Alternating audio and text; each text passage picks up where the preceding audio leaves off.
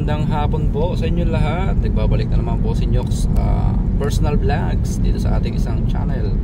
So makikita nyo, hapon dito ngayon. Napaganda po ng panahon, pero ang kalangitan natin ay medyo madilim. So may possible na umulan kasi kaninang madaling araw umuulan. Tapos yung isang video ko kanina ay maulan na may araw.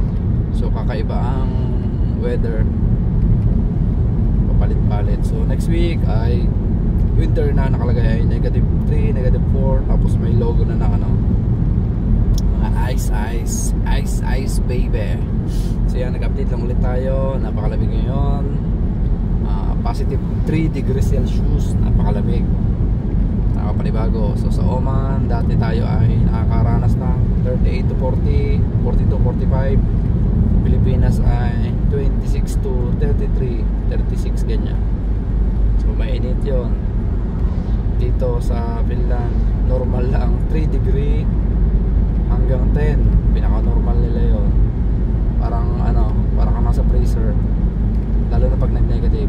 So yun lang guys, nag-update lang ako. Maraming salamat ulit, and enjoy kayo palagi sa view. So more than 1 minute lang palagi ang video natin para mas madaling panoodin ng mga tao. And yun, keep safe always and bye bye. Thank you.